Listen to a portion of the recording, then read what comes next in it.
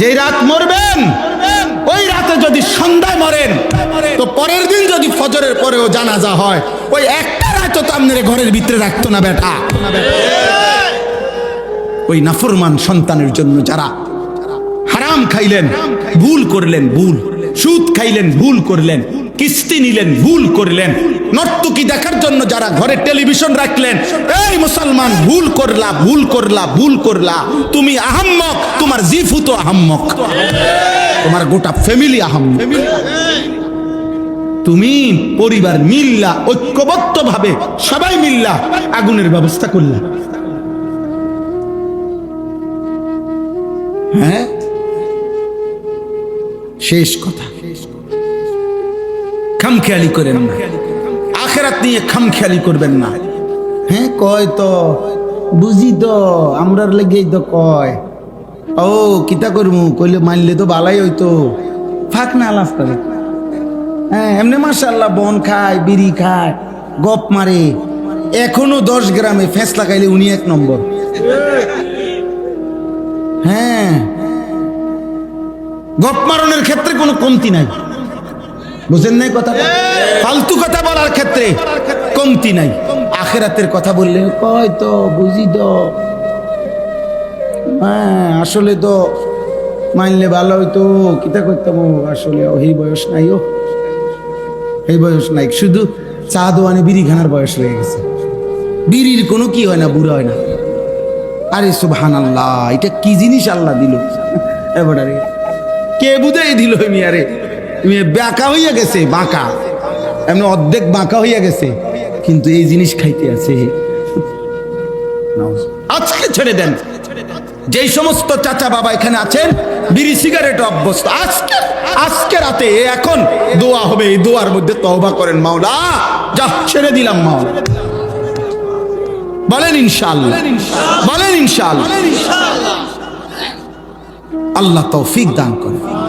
ছেলের আব্বা তোমাদেরকে বলি, আব্বা নারী দেখা ছেড়ে দাও, বাবা মোবাইল দেখা ছেড়ে দাও, ছেড়ে দাও। মা বোনদেরকে বলি, মা বেপর্দা হওয়া ছেড়ে দাও। মা দুনিয়া অল্প কয়েকদিন, তোমার আগের কোনো অহংকারী পৃথিবীতে টিকে নাই, তোমার পরের অহংকারীরাও টিকবে। এই পৃথিবী ভালো কেউ থাকতে দেয় নাই, মন্দ কেউ থাকতে দেয়। এই পৃথিবী ফেরাউন কেউ থাকতে দেয় নাই, এই পৃথিবী নমরুদ কেউ থাকতে দেয় নাই, এই পৃথিবী মুসা ইব্রাহিম কেউ থাকতে দেয় নাই। এখানে হাসলেও মরবেন, কাঁদলেও মরবেন, এখানে সুখে থাকলেও মরবেন, দুঃখে থাকলেও মরবেন, এখানে অট্টালিকায় থাকলেও মরবেন, কুড়ে ঘরে থাকলেও মরবেন, এখানে চিরদিন হাসলেও মরে যাবেন, চিরদিন কাঁদলেও মরে যাবেন, এখানে সুস্থ থাকলেও মরে যাবেন, অসুস্থ হলেও মরে যাবেন। এখানে মরতেই হবে, আপনাকে চলে যেতেই হবে, এই সংসার আপনাকে ছাড়তেই হবে, এই মায়া আমাকে আপনাকে ছেড়ে দিতেই হবে। আল্লাহ আমাদেরকে তৌফিক দান করে, আল্লাহ আমাদেরকে বুঝার তৌফিক দান করেন। আপনাদের কাছে আমরা এই সূরা মুলক, এই সূরার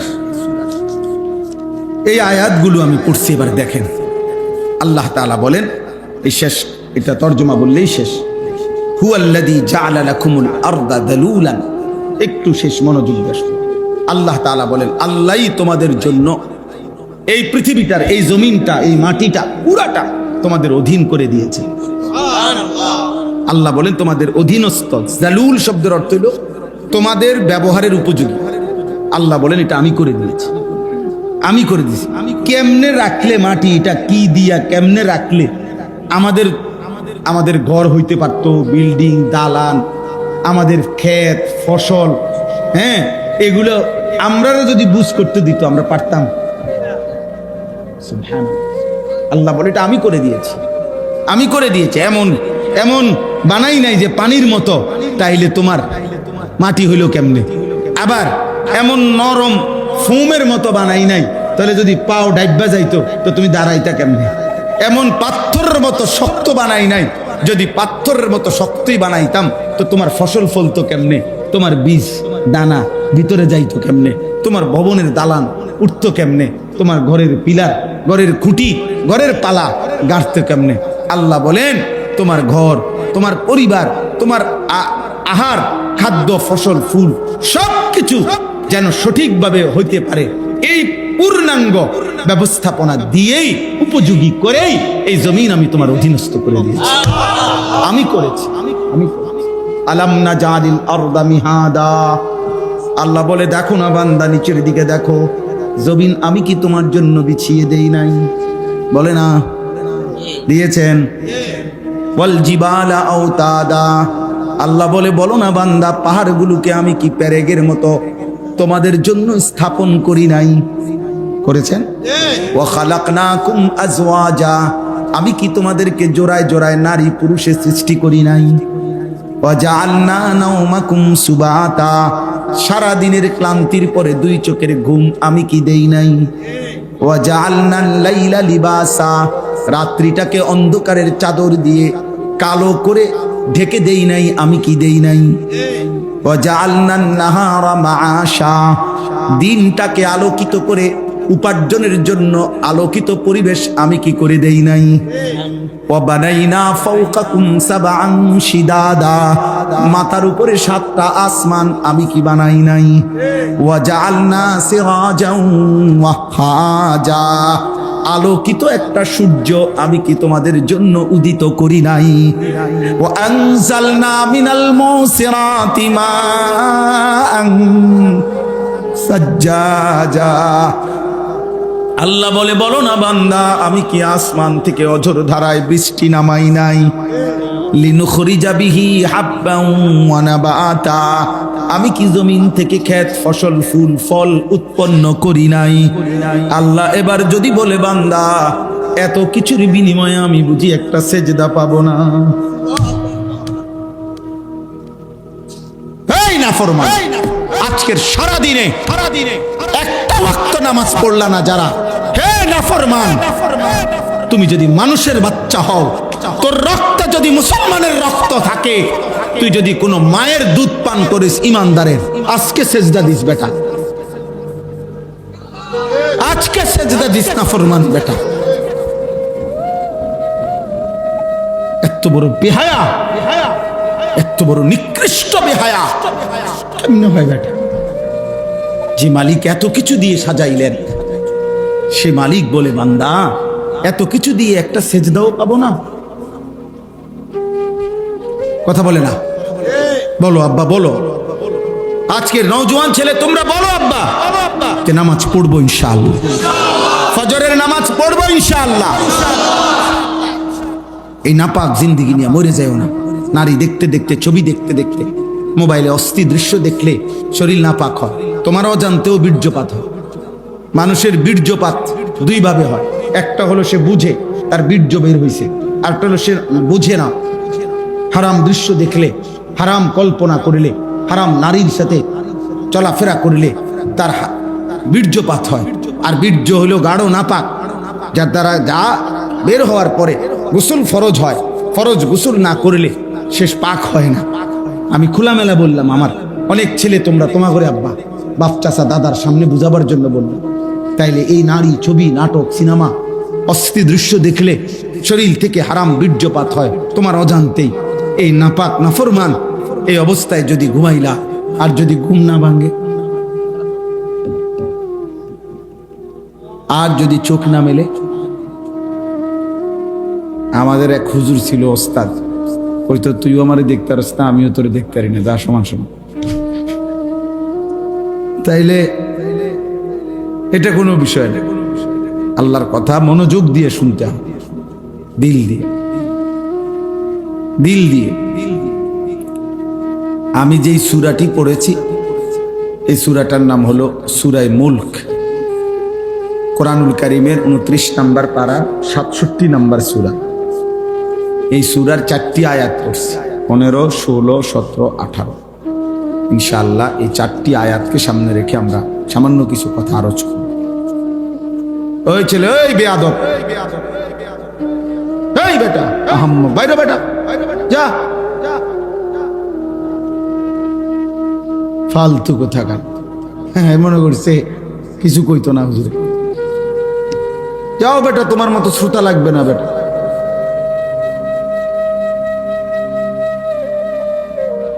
কোন গাফেল মানুষকে বলে কোনো ফায়দা হয়। অমনোযোগী, গাফেল। কোরআনুল কারীমে কথা স্পষ্ট আছে, প্রত্যেক ব্যক্তির প্রতিটা পাপ এর কারণ কি? গাফলত। বিশ্বাস করে কোরআনুল কারীমের মধ্যে আছে যত লোক জাহান্নামে যাবে সকলের জাহান্নামে যাওয়ার কারণ কি? ভিন্ন ভিন্ন পাপ আছে। কেউ কুফরি করছে, কেউ শিরিক করছে, কেউ মুনাফিকি করছে, কেউ বিদআত করছে, কেউ কবিরা গুনাহ করছে, ইত্যাদি ইত্যাদি কারণ। কিন্তু আল্লাহ তাআলা বলছে এগুলো তো আছেই বিষয়, ভিন্ন ভিন্ন গুনাহ পাপ, কিন্তু সবার সম্মিলিত একটা কারণ হলো এরা সকলেই ছিল গাফিল। কেন কুফরি করলো? গাফলতের কারণ। কেন শিরিক করলো? গাফলতের কারণ। কেন নেফাক করলো? গাফলতের কারণ। আল্লাহকে না বুঝার কোনো কারণ নেই, আল্লাহকে না চিনার কোনো যুক্তি নেই। কেন চিনলেন না? চারিদিকে এত কোটি আসবাব আল্লাহকে চিনার জন্য আল্লাহ রাখছেন যে যেদিকে তাকাবে ওই দিকেই যদি একটু ভাবে, দেমাগ খাটায়, সে আল্লাহকে পাবে। এটা একটা সহজ বিষয়। যেই কোনো, আমরা ছোটবেলায় আমরাও তো ওয়াজ শুনতাম, তো আমগোর সময় তো দেখছি মুরব্বী ওয়াইজরা, হুজুররা কইতো যে বাবা ভেবে দেখেন, একই ঘরের এক ডেকসির ভাত, বাচ্চা খাইয়া জোয়ান হয়, জোয়ান খাইয়া বুড়া হয়। হ্যাঁ, তাইলে একই ডেকসির ভাত, একই চালের ভাত, একজনে খাইয়া জোয়ান হইলো, আরেকজনে খাইয়া বুড়া হইলো, তো বুঝা গেল এই ভাতের কিছু না, এটা অন্য কেউ করছে। যদি এই ভাতের চাইলেই জোয়ান বানাইতো তো সবাই জোয়ান হইতো, আর এই ভাতের চাইলেই যদি বুড়া বানাইতো তো সবাই বুড়াই হইতো। তাহলে বুঝা গেল ভিন্ন কেউ। এই যে আল্লাহকে চিনার জন্য ভাতের চাইলে যথেষ্ট। এক মহিলা চরকি ঘুরাইতেছে, আগের দিনে যে সুতা কাটতো এরকম বুড়া মহিলারে, তো একজনে জিজ্ঞাসা করছে, বুড়ি সারা দিন রাত তো চরকি কাটো, হ্যাঁ আল্লাহ আছে মনে হয়নি? আল্লাহরে চিনুনি? আল্লাহ আসেনি? কাহা আছে? কেমনে বুঝলা? কয়ে আমার এই যে চরকিটা ঘুরাই, এটা দিয়েই আমি বুঝছি আল্লাহ আছে। কেমনে বুঝলা? কয় এইটা, এই ছোট্ট একটা চরকি, যদি আমি সুতা কাটি, সুতা এটা আমি ঘুরাইলে ঘুরে, আমি না ঘুরাইলে এটা জায়গার থাকে। তো এই ছোট্ট একটা চরকি যদি আমি না ঘুরাইলে ঘুরে না, আমি ঘুরাইলে ঘুরে, এত বড় সৃষ্টি বুঝি এমনি এমনি ঘুরে। এটা তো এমনি বুঝা যায় যে এত বড়টা কেউ একজন ঘুরাইতেছে, এই জন্য বুঝছি আল্লাহ আছে। তাইলে কেউ তার চরকির দিকে তাকাইলে কি খুঁজে পায়? আল্লাহ। जिधर देखता हो तू ही तू, হাজার মে সাজার মে তেরে রঙ্গ হু है। বুজুর্গানে দিন বলে যে আল্লাহ যেদিকে তাকাই যেন আপনাকেই দেখি। পাথরের দিকে তাকাইলেও আপনাকেই দেখি, গাছের দিকে তাকাইলেও আপনাকেই দেখি। জিদার দেখতা, যেদিকেই দেখি মনে হয় যেন কাকে দেখা যায়? আল্লাহকে দেখা যায়, আমার আল্লাহর কুদরত দেখা যায়। এই জন্য আল্লাহ তাআলা বলছেন অফি আনফুসিকুম আফালা তুবসিরুন। আল্লাহ তাআলার কুদরত, আল্লাহ তাআলার অস্তিত্ব, আল্লাহ তাআলার উপলব্ধি এ তো তোমার নিজের মাঝে, তুমি কি দেখো না? আফালা তুবসিরুন, তোমরা কি দেখবে না? 800 কোটি মানুষ একই বরাদ্দ চেহারা, কিন্তু ভিন্ন। নাক একটাই সবার, চোখ দুইটাই, কান দুইটাই, ঠোঁট দুইটাই। 800 কোটি মানুষের জন্য বরাদ্দ একই পরিমাণ, কিন্তু চেহারা ভিন্ন ভিন্ন। সুবহানাল্লাহ। এজন্য যেই কোনো কিছুকে দেখে নিজের মাঝে কিংবা চারিদিকে আল্লাহ তাআলার পরিচয় পাওয়া যায়। তাহলে এই জন্য বললাম আর কি, যে আল্লাহকে না চিনার কোনো কি নেই, যুক্তি নেই। আল্লাহকে না বুঝার কোনো কারণ থাকতে পারে, তাহলে কেন বুঝলেন? খামখেয়ালি করছে, বুঝেন না কি করছে? গাফলত, খামখেয়ালি। নামাজ না পড়ার কোনো কারণ নেই, কেন পড়ে নাই? খামখেয়ালি। খামখেয়ালি। হারাম খাওয়ার কোনো দরকার নেই, হালাল দিয়েই প্রয়োজন পূরণ হয়। আল্লাহ পূরণ করবে, ওয়াদা দিছে, দিচ্ছে, করতেছে। হাজার লাখ মানুষ আছে যাদের জীবন তারা হালাল রোজগার দিয়ে চালাইতেছে। 10,000 টাকা দিয়েও মাত্র অনেকের 1 মাসের ফ্যামিলি চলতেছে। তো ওটা কেমনে চলে? এই পৃথিবীর বাজার থেকেই তিনি বাজার করেন। তাইলে বোঝা গেল হালাল দ্বারা এই লক্ষ লক্ষ ইমাম, মুয়াজ্জিন, খতিব, আলেম, ওলামা, দিনদার এরা চলতেছে অল্প আয় দিয়ে। বউ বাচ্চা, স্ত্রী, সংসার এগুলার নিয়ে ভিক্ষা করে না। তাহলে সম্ভব, কিন্তু এরপরও কেন মিথ্যা বলছে? কেন ওজনে কম দিচ্ছে? কেন সুদ খাইতেছে? কেন ঘুষ খাইতেছে? কেন কিস্তি নিতেছে? কারণ একটাই, খামখেয়া। আখিরাত লাগবে না আমার, পরকাল লাগবে না আমার, নগদ দুনিয়া হইলেই চলবে। কারণ আমি আব্দুদ দুনিয়া, আমি হলাম দুনিয়ার গোলাম, আমি হলাম আব্দুস শাহওয়াত, আমি মনের চাহিদার গোলাম। আল্লাহ নবী বলছেন আব্দুদ দিনার ও দিরহাম তাইসা আব্দুদ দিনার। পয়সার গোলাম ধ্বংস হয়ে গেছে, টাকার গোলাম ধ্বংস হয়ে গেছে। আব্দুদ দিনার, দিনারের গোলাম। আব্দুদ দিরহাম, দিরহামের গোলাম, টাকার গোলাম, শেষ হয়ে গেছে। তাই জন্য বললাম কোনো কারণ নেই, হারাম খাওয়ার কোনো যুক্তি নেই, খামখেয়াল। আখিরাত লাগবে না ওনার। উনি খাইয়া কইরা, পেশাব পায়খানা কইরা, এই বন, বিড়ি, সিগারেট, চা, আপেল, মালটা, এই দুগা ভাত তরকারি, আর এই জিফুত নায়নাত করলো কতক্ষণ কাবজাব, খালাস। মানে মনে করছে আল্লাহর রহমত, আল্লাহ ভালো রাখছে। এই যে ভাত খায়, ঘুম যায়, পেশাব করে, বন খায়, চা খায়, আপেল খায়, মালটা খায়, সাদু আনে, গপ মারে, আল্লাহর মেহেরবানি, আল্লাহ ওনারে অনেক ভালো রাখছে। খালাস। খাইয়া পইরা কোন রকম শুয়ে টুইয়া মইরা যাও, মরলেই তো শেষ, আর কিছু নেই, মরলেই তো আর কিছু নেই। বিষয়টা কি আসলে এমন? মরলে আর কিছু নাই। তো তো খাইয়া পইরা বুঝি এই সমান করে লাইছেন, হিসাব হিসাব ক্লিয়ার, এইটুকুই জীবন। তো কারণ কি? গাফল, খামখেয়াল। এই জন্য কোরআনুল কারীমের মধ্যে আল্লাহ তাআলা বলছেন সমস্ত বেঈমান জাহান্নামে যাওয়ার কারণ উলাইকা হুমুল গাফিলুন। এরা মূলত সকলেই গাফেল। সকলে কি? গাফেল। কেন অপরের নারী দেখবে? তোমার না বিবি আছে, তোমার না স্ত্রী আছে, তোমার না সময় আছে, তুমি আর একটু অপেক্ষা করতে হবে না? তুমি অবিবাহিত, তো অপেক্ষা করো। এই পৃথিবীর মানুষের সব প্রয়োজন তো একদিনে পূরণ হয় না। আর এটা সিস্টেমও না, এটা যুক্তিও না, এটা যুক্তিও না। ক্লাস 8-এ পড়ুয়া ছেলে যদি বলে আমি এবছরই 8-এ পরীক্ষাও দিব, SSC পরীক্ষাও দিব, তো হবে না। SSC পরীক্ষার্থী ছেলেটা যদি এবছরই SSCও দিবে, আবার অনার্সও দিবে, এটাকে হবে না। তো আপনাকে একটা স্টেজ পার করতে হবে না? আপনাকে একটা ধারাবাহিক সিরিয়াল মেনটেন করতে হবে কিনা? তো এইটাও পূরণ হবে, নিজের চাহিদাও তো পূরণ হবে। এটার জন্য নিজের থেকে কুত্তার মতো হওয়ার কি আছে? নারীর প্রতি যাদের হারাম চাহিদা, এই নারী, ছবি, গান, অশ্লীলতা, বেহায়াপনা, মোবাইলের ছবি, অশ্লীল, শতভাগ সত্য কথা, বা এটা কুত্তার স্বভাব, এটা কুত্তার স্বভাব। লজ্জাস্থানের চাহিদা যার গুনাহ, এই স্বভাব কুত্তার স্বভাব, এই চাহিদা কুত্তার চাহিদা।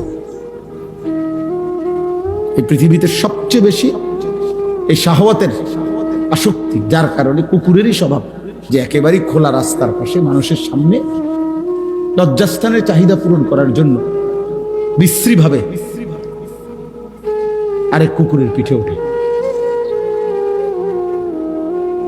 যেটা স্বাভাবিকভাবে অন্য প্রাণীর মধ্যে নাই।